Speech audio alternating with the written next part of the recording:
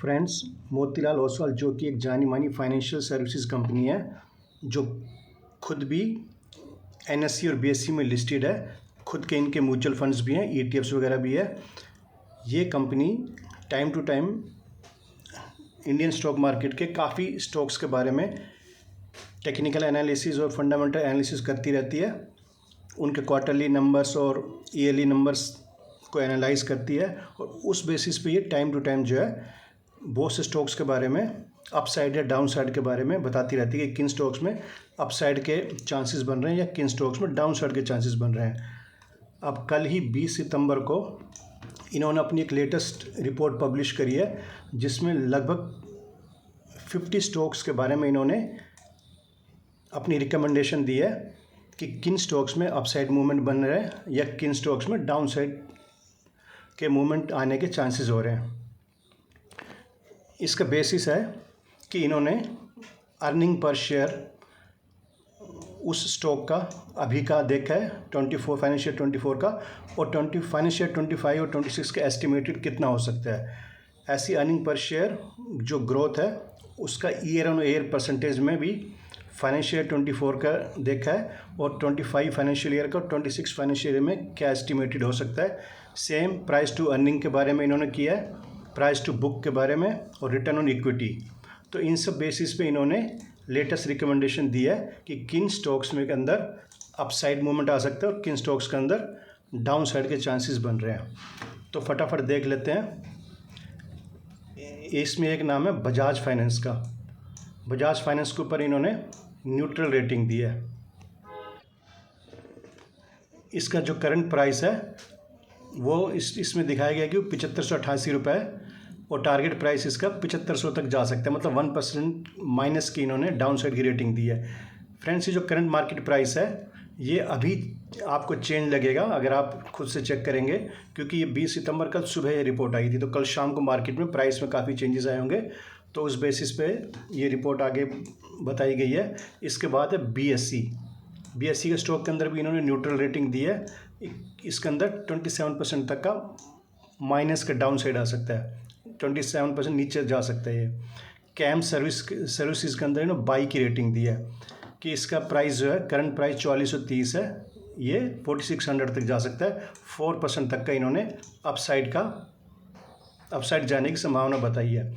Can financial Holmes, इसके लिए भी इन्होंने न्यूट्रल रेटिंग दी है कि इसमें 4% तक का अपसाइड मूवमेंट आ सकता है। चोलामंडलम के अंदर इन्होंने बाई रेटिंग दी है कि इसमें 5% तक का आने वाले टाइम में मूवमेंट आ सकता है। क्रेडिट एक्सेस के अंदर बाई रेटिंग दी है, इसमें 20% तक का अपसाइड मूवमेंट आ सकता है।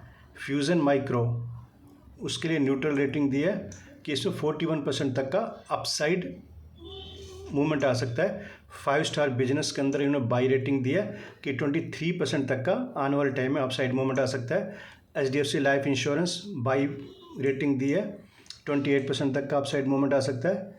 होम फर्स्ट फाइनेंस के अंदर इन्होंने बाई की रेटिंग दी है कि इसमें इन्होंने यहाँ बाई की रेटिंग दी है, लेकिन अपसाइड मूवमेंट या डाउन साइड मूवमेंट इन्होंने कुछ नहीं बताया, यहाँ 0% ही इन्होंने बताया।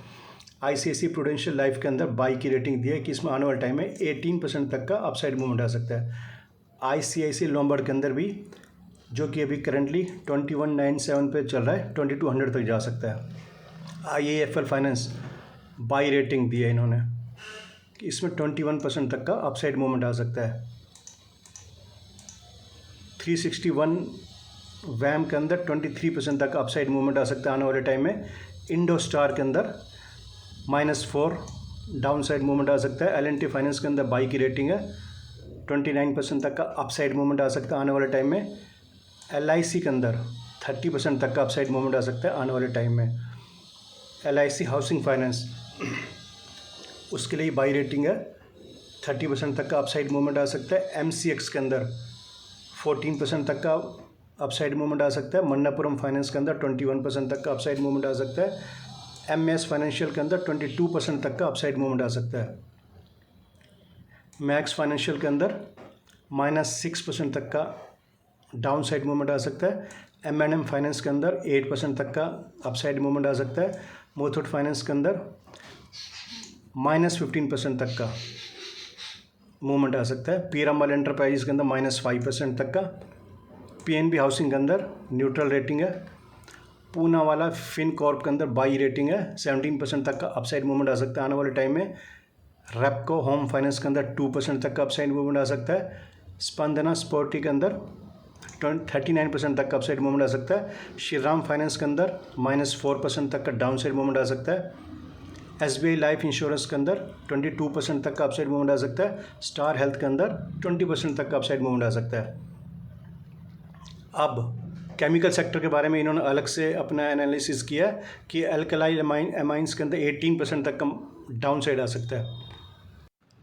फ्रेंड्स, पीछे अपसाइड और डाउन साइड के परसेंटेज वाले कॉलम में जिन भी स्टॉक्स का आगे 0 लिखा होता तो उसका मतलब हुआ कि वहाँ पे टारगेट अचीव हो चुका है जब पिछली रिपोर्ट निकाली गई, तो उस हिसाब से। तो अब हम आगे बढ़ते हैं केमिकल स्टॉक के बारे में। अतुल के अंदर 19% तक का अपसाइड मूवमेंट आ सकता है। क्लीन साइंस के अंदर 7% तक का डाउन साइड मूवमेंट आ सकता है। दीपक नाइट्रेट, इसकी भी न्यूट्रल रेटिंग है क्योंकि सिर्फ 8% तक का अपसाइड मूवमेंट बताया इन्होंने। फाइन ऑर्गेनिक के अंदर सेल की रेटिंग दी है। 24% तक का डाउन साइड मूवमेंट आ सकता है। गैलेक्सी सर्फेक्टेंट के अंदर 9% तक का अपसाइड मूवमेंट आ सकता है। नवीन फ्लोराइन के अंदर 6% तक का अपसाइड मूवमेंट आ सकता है आने वाले टाइम में। नोसिल के अंदर 15% तक का अपसाइड मूवमेंट आ सकता है। PI इंडस्ट्रीज़ के अंदर 11% तक का अपसाइड मूवमेंट आ सकता है, इसमें इन्होंने बाई रेटिंग दी है। SRF के अंदर 11% तक का डाउन साइड मूवमेंट आ सकता है। टाटा केमिकल के अंदर न्यूट्रल रेटिंग दी है, 4% तक का डाउन साइड मूवमेंट आ सकता है। विनती ऑर्गेनिक्स के अंदर 24% तक का अपसाइड मूवमेंट आ सकता है। अब कैपिटल गुड्स के स्टॉक्स के बारे में इन्होंने बताया कि ABB इंडिया के अंदर 27% तक का अपसाइड मूवमेंट आ सकता है, बाई रिकमेंडेशन है। भारत इलेक्ट्रॉनिक जो कि डिफेंस का स्टॉक है, उसकी बाई रिकमेंडेशन है और 32% तक का अपसाइड मूवमेंट आने के चांसेस हैं। क्यूमिंस इंडिया के अंदर ही बाई के रिकमेंडेशन है, 15% तक का अपसाइड मूवमेंट आ सकता है। हिटाची एनर्जी के अंदर भी इसके अंदर न्यूट्रल रेटिंग है, -6% तक के इसमें चांसेस बन रहे हैं। फ्रेंड्स, तो ये मोतीलाल ओसवाल ने कल ही लेटेस्ट रिपोर्ट अपनी पब्लिश करी है। इन 50 स्टॉक्स के अंदर इन्होंने अपनी बाई, सेल या न्यूट्रल की रिकमेंडेशन दी है। तो अगर आप इस रिपोर्ट के बेसिस पे कुछ बाई या सेल करने की सोचते हैं तो पहले अपना खुद का एनालिसिस ज़रूर कर लीजिएगा, क्योंकि ये रिपोर्ट जो है